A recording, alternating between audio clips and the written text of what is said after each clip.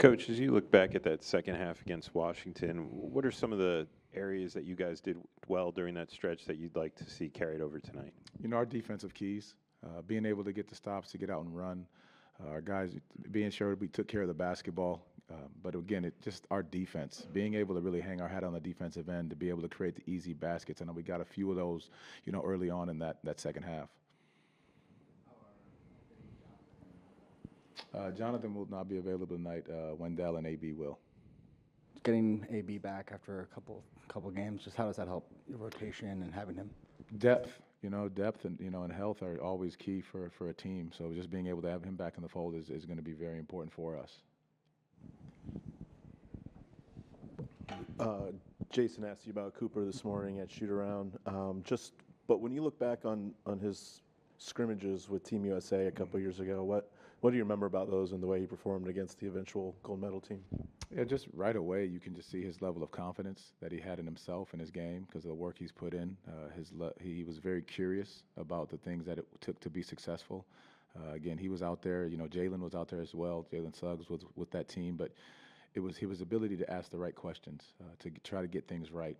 And I think that's a mark of a very great player, that they're always curious about what it takes to be your best, but also the level of confidence you have to keep no matter who you're playing against night in and night out. The matchup on Tuesday probably allowed a lot more post-ups just because of how small Washington was. But how important was it to get Paolo some post touches, and how do you maybe integrate that a little bit more into the offense?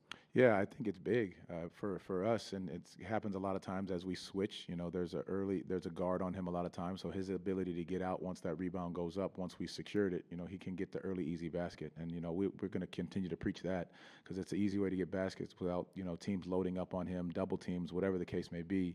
He was able to get those, and we'll continue to look at it moving forward. Coach, you obviously spent some significant time with Dallas. How fun is it to compete against this group, especially not being able to see them as often, being in the Eastern Conference? Oh, Dallas was a great 7 years of my life. The people that you meet there, the friends, the organization, what it has meant to me and my family. So being able to go against them, no matter they still have some people there that were there when I was still with the group. But it's always a great experience to go against such a good organization. Coach, what have you seen from Javon Carter that's led him to mesh so quickly on the court and in the locker room as a voice for this team? Winning habits. He just possesses winning habits. He's doing whatever is necessary to try to find a way to win the game. And I think that's so important. It always starts with the defensive end. He's been a guy that's been picking up full court since college, changing the game, mucking it up, making it difficult for other guards. Then offensively, he does play with that level of confidence and swagger that you need. Not afraid to step into a shot, but also his ability to communicate to guys exactly what he sees on the floor, night in and night out. Hey, Jamahl, going back to your time in Dallas, what's it been like having God Sham God on staff, and what's been his biggest impact? It's been a big-time blessing to have him. We spent 6 years together in Dallas, so understanding how each one of us works. But the thing with him is that he's just always so consistent. He's consistent in his work ethic. He's consistent in his message. He's a truth teller, and he's also a connector. And I think those things with the staff and, with guys that you bring in, it's so important for our guys to really know. And then the body of work that he's had, not just as a player, but the players he's worked with, says a lot for our guys that continue to trust him. And then he just continues to connect people night in and night out. Hey, Jamahl. Hey. What has led to the rebound defensively that makes you look more like what you expect your defense to be? Yeah, I think it really starts with our guards. You want to make sure we're getting into the basketball, disrupting, early on in their offense.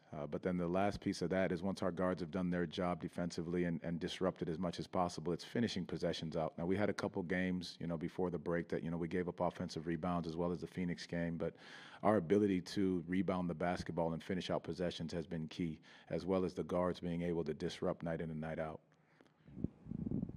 And if I'd be remiss to say the other piece behind that is that if you notice, Paolo's been taking on some of the toughest challenges, night in and night out, and that helps a ton when you've got a big guard that can sit down and guard multiple positions. Thank you. Thank you all. Appreciate it.